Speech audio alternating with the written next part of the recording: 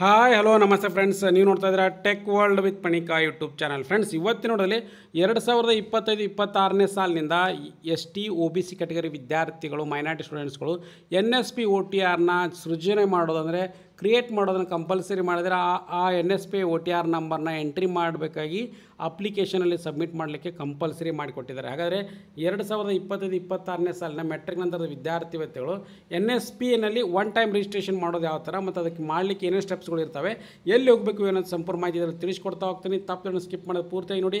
ಹಾಗೆ ನಿಮಗೆ ಎಷ್ಟಾದರೆ ಒಂದು ಲೈಕ್, ಶೇರ್, ಸಬ್ಸ್ಕ್ರೈಬ್ ನೋಡಿ. ಫ್ರೆಂಡ್ಸ್, ಹಿಂದುಳಿದವರ ಕಲ್ಯಾಣ ಇಲಾಖೆ, ಪರಿಶಿಷ್ಟ ಪಂಗಡ ಕಲ್ಯಾಣ ಇಲಾಖೆ ಯೋಜನೆ ಮುಖಾಂತರ ಯಾರು ಅಪ್ಲಿಕೇಶನ್ ಆಗ್ತಾ ಇದ್ದಾರೆ ಸ್ಕಾಲರ್ಶಿಪ್ಪಿಗೋಸ್ಕರ, ಅವ್ರು ಏನಪ್ಪ ಅಂದರೆ ಅರ್ಜಿ ಸಲ್ಲಿಸೋದಕ್ಕಿಂತ ಮುಂಚೆ NSP OTR ನೋಂದಣಿ ಮಾಡೋದು ಕಡ್ಡಾಯ ಮಾಡಿದರೆ NSP OTR ನೋಂದಣಿ ಮಾಡಿ ಮಾತ್ರ ಏನಪ್ಪ ಅಂದರೆ ವಿದ್ಯಾರ್ಥಿಗಳು ಮುಂದೆ ಹೋಗಬೇಕಂತ ಹೇಳಿದರೆ NSP OTR ರಿಜಿಸ್ಟ್ರೇಷನ್ ಮಾಡ್ಕೊಳ್ಳಿಕ್ಕೆ scholarship.government.in ವೆಬ್ಸೈಟ್ಗೆ ಬರಬೇಕಾಗುತ್ತೆ. ಇಲ್ಲಿ NSP OTR ರಿಜಿಸ್ಟ್ರೇಷನ್ ಮಾಡ್ಕೊಳ್ಳಿಕ್ಕೆ ಸ್ಟೆಪ್ಸ್ ಕೂಡ ಕೊಟ್ಟಿದ್ದಾರೆ. ಇದಕ್ಕೆ ಬೇಕಾಗಿರ್ತಕ್ಕಂಥ ಡಾಕ್ಯುಮೆಂಟ್ಸ್ ನೋಡೋದಾದರೆ ನಿಮಗೆ ಆಧಾರ್ ಕಾರ್ಡು ಮತ್ತು ನಿಮ್ಮ ತಂದೆ ತಾಯಿ ಆಧಾರ್ ಕಾರ್ಡ್ ಲಿಂಕ್ ಇರ್ತಕ್ಕಂಥ ಮೊಬೈಲ್ ನಂಬರ್ ಮತ್ತು ಒಂದು ಪಾಸ್ವರ್ಡ್ನ ಕೂಡ ಕ್ರಿಯೇಟ್ ಮಾಡ್ಕೋಬೇಕಾಗತ್ತೆ. ಇವೆಲ್ಲನೂ ಕೂಡ ತೊಗೊಂಡು ನಂತರ ನೀವೇನಪ್ಪ ಅಂದರೆ ಫೇಸ್ ಅಥೆಂಟಿಕೇಷನ್ ಮಾಡಿಕೊಂಡು ರಿಜಿಸ್ಟ್ರೇಷನ್ ಕೂಡ ಮಾಡ್ಕೋಬೇಕಾಗತ್ತೆ. ಸೊ ಹಾಗಾಗಿ ನಿಮ್ಮ ಮೊಬೈಲ್ನಲ್ಲಿ ಈ ಮುಖಾಂತರ ಇದನ್ನು ಯಾವ ಥರ ಮಾಡಬೇಕು ಮತ್ತು ಅದ್ರ ಜೊತೆಗೆ ಏನೇನು ಬೇಕಾಗುತ್ತೆ, ಯಾವ ಸ್ಟೆಪ್ಸ್ ಅನ್ನೋದು ಕೂಡ ತಿಳಿಸ್ಕೊಡ್ತಾ ಹೋಗ್ತೀನಿ. ನೋಡಿ ಫ್ರೆಂಡ್ಸ್, 2025-26ನೇ ಸಾಲಿನಿಂದ ಇದನ್ನು ಕಂಪಲ್ಸರಿ ಮಾಡಿದರೆ ಫಸ್ಟಿಗೆ ನೀವು scholarship.government.in ವೆಬ್ಸೈಟ್ಗೆ ಹೋಗಬೇಕಾಗುತ್ತೆ. ಇಲ್ಲಿ ತೋರಿಸ್ಕೊಡ್ತಾ ಇದೆ ನೋಡಿ ವೆಬ್ಸೈಟ್ ಲಿಂಕ್ ಇದು.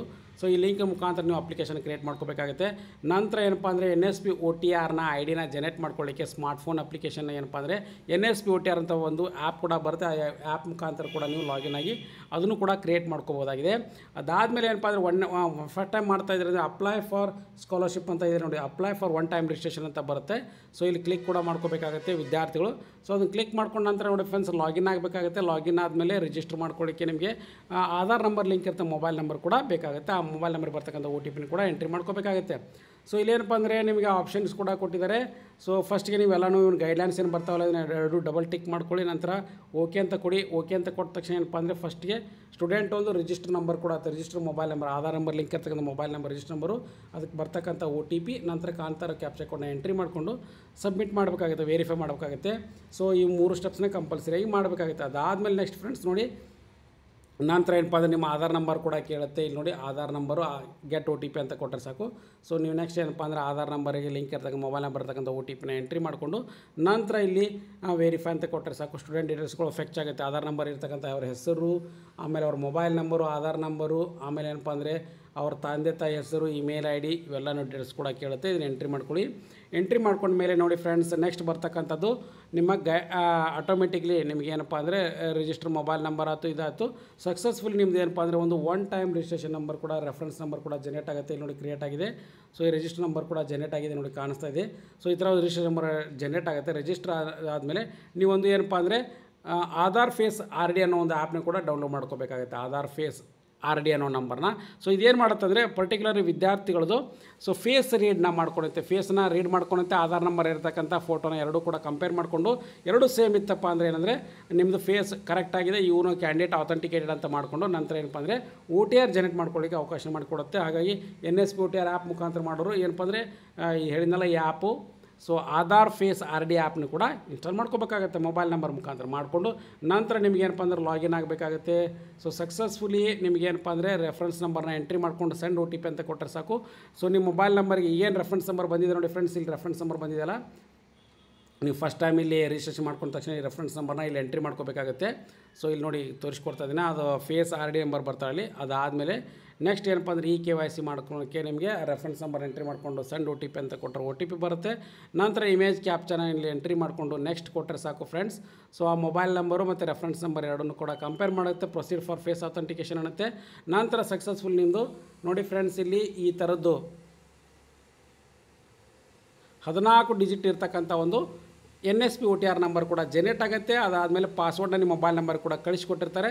ಸೊ ನಂತರ ಈ NSP OTR ನಂಬರ್ ಬಂದ ಮೇಲೆ ಇದನ್ನು ಹಾಕಿ ಲಾಗಿನ್ ಕೂಡ ಆಗ್ಬೋದು. ಲಾಗಿನ್ ಥ್ರೂ OTR ಅಂತ ಕೊಟ್ಟರೆ one time registration number NSP OTR. So ಮುಖಾಂತರ ಆಮೇಲೆ ಪಾಸ್ವರ್ಡ್ ಏನು ನಿಮ್ಮ ಮೊಬೈಲ್ ನಂಬರ್ ಬಂದಿರ್ತಲ್ಲ ಅದನ್ನು ಎಂಟ್ರಿ ಮಾಡಿಕೊಂಡು ಸೊ ಕಾಂತಾರ ಕ್ಯಾಪ್ಚಾ ಕೋಡ್ನ ಎಂಟ್ರಿ ಮಾಡಿಕೊಂಡು ಸಬ್ಮಿಟ್ ಮಾಡಿದ ತಕ್ಷಣ ನಿಮಗೊಂದು ಪಾಸ್ವರ್ಡ್ ಚೇಂಜ್ ಅಂತ ಕೇಳುತ್ತೆ. Current password, new password, next confirm password. ಅಂದರೆ ಈಗ ಆಲ್ರೆಡಿ ನಿಮ್ಮ ಮೊಬೈಲ್ ನಂಬರ್ ಬರ್ತಕ್ಕಂಥ ಪಾಸ್ವರ್ಡ್ ಏನು ಬಂದು ಅದನ್ನು ಎಂಟ್ರಿ ಮಾಡ್ಕೊಳ್ಳಿ. ನೀವು ಯಾವ ಹೊಸ ಪಾಸ್ವರ್ಡ್ನ ಎಂಟ್ರಿ ಮಾಡ್ಬೇಕಂತೀರ ಎಂಟ್ರಿ ಮಾಡಿಕೊಂಡು ಅದನ್ನೇ ಇನ್ನೊಂದು ಸರಿ ರೀಟೈಪ್ ಮಾಡಿ ವೆರಿಫೈ ಮಾಡ್ಕೊಂಡು ಸಬ್ಮಿಟ್ ಮಾಡಿದರೆ ಸಾಕು ಫ್ರೆಂಡ್ಸ್. ಸೊ ನಿಮ್ಮದು NSP OTR ರಿಜಿಸ್ಟ್ರೇಷನ್ ಕಂಪ್ಲೀಟ್ ಆಯಿತು, NSP ಅಪ್ಲಿಕೇಶನ್ ಕೂಡ ಜನರೇಟ್ ಆಯಿತು ಫ್ರೆಂಡ್ಸ್. ಸೊ ಇದನ್ನೇ ನೆಕ್ಸ್ಟ್ ಏನು ಮಾಡಬೇಕಾದ್ರೆ ನೀವು ರಾಜ್ಯ ವಿದ್ಯಾರ್ಥಿ ತಂತ್ರಾಂಶದಲ್ಲಿ ಬಂದು ಆಟೋಮೆಟಿಕಲಿ ವಿದ್ಯಾರ್ಥಿಗಳು ಇದನ್ನು NSP OTR ನಂಬರ್ನ ಕೂಡ ಎಂಟ್ರಿ ಮಾಡ್ಕೋಬೇಕಾಗತ್ತೆ ಫ್ರೆಂಡ್ಸ್. ಹಾಗಾಗಿ ಯಾರ್ಯಾರು ರಾಜ್ಯ ವಿದ್ಯಾರ್ಥಿ ತಂತ್ರಾಂಶದ ಮುಖಾಂತರ ನೀವು ರೆಡಿ ಮಾಡ್ಕೋತಾ ಇದ್ರೆ ಅವ್ರಿಗೆ ಸ್ಟೆಪ್ಸ್ ಕೂಡ ಕೇಳ್ತಾಯಿದ್ರು, ಸರ್ ಯಾವ ಥರ NSP OTR ನಂಬರ್ನ ಎಂಟ್ರಿ ಮಾಡ್ಕೋಬೇಕು, ಏನೇನು ಸ್ಟೆಪ್ಸ್ ತಿಳಿಸಿ ಅಂತ ಹೇಳಿದರು. ಹಾಗಾಗಿ ಮ್ಯಾನ್ಯುವಲ್ ಮುಖಾಂತರ ತಿಳಿಸ್ಕೊಟ್ಟಿದ್ದೀನಿ ಫ್ರೆಂಡ್ಸ್ NSP OTRನ ಯಾವ ಥರ ಮಾಡೋದಂತ.